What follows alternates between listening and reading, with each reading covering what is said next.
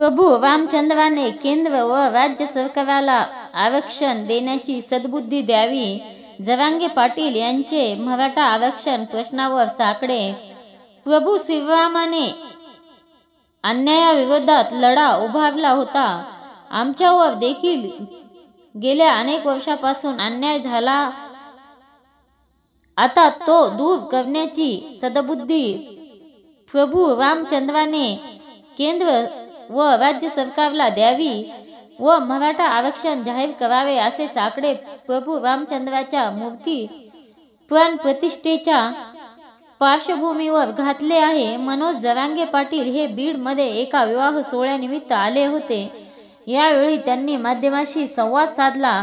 मराठा समाजाच्या अनेक पिढ्या आरक्षण अभावी बर्बाद झाल्या।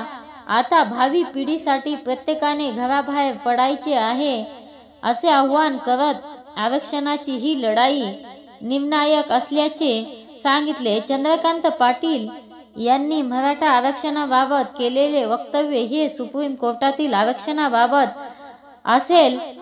आम्हाला आधीपासून आरक्षण आहे, आता पुरावे देखील सापडले आहेत, त्याप्रमाणे आम्हाला आरक्षण द्यावे अशी आमची मागणी असल्याचे पाटील यावेळी म्हणाले। बीड मध्ये होत असलेल्या ओबीसीच्या सभेबाबत छगन भुजबळ यांच्या बाबत काय बोलावे, ते कामातून गेलेले आहेत।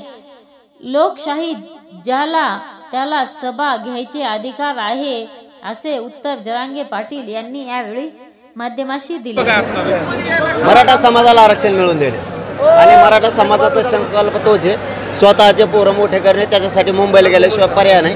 हे शेवटचं आणि पहिलं आंदोलन आरक्षण मिळवायचं। चंद्रकांत पाटील म्हणाले आणखी 1 वर्ष आरक्षण मिळणं कठीण आहे, 1 वर्ष लागू शकतं, शक्य नाही। बरोबर आहे त्यांचं, 50 वर्ष लागू शकते। दादा म्हणल्यावर तिथं काय बघायचं, मराठ्यांचं कल्याण व्हायला।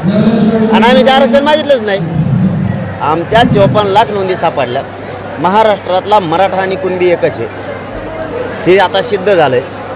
महाजन साहेबांनी सांगितलं होतं, आम्ही 4 दिवस वेळ दिलता, त्यावेळेस ते म्हणले 4 दिवसात कायदा पारित होणार नाही। तुमच्या मागणीप्रमाणे जर तुम्हाला आरक्षण द्यायचं असलं तर त्याला आधार लागत, पुरावे लागतात। 54 लाख पुरावे मिळालेत। मराठा आणि कुणबी एक असलेल्याचा आधार घ्यायचा आणि कायदा पारित करायचा 2 घंट्यात होऊ शकतो, करायचा असला तर। नसेल करायचं तर मुंबईत आम्ही मराठी येणार आणि आरक्षण घेऊनच वापस येणार। मराठी आता घरी थांबणार नाहीत। ते सुप्रीम कोर्टाच्या आरक्षणाविषयी चंद्रकांत दादा बोलले असतील, ते आरक्षणाची मागणीच मराठींची नाही, कारण ते टिकल का नाही टिकल हा संभ्रम आहे। कारण इंद्र साहानी जजमेंट सांगतं की 50% वर गेल्याच्यानंतर टिकणार नाही। आम्ही ती मागणी केलीच नाही। 50%च्या आतमध्ये ओबीसी आरक्षणात मराठा आहे। आम्ही इथं असताना आमची जमीन बीडमध्ये आहे उदाहरणार्थ, आम्हाला 200 किलोमीटर कशाला देत आहे? आम्ही इथं आम्हाला इथंच पाहिजे, ते आम्ही घेतोय का नाही विचारनंतर बघा।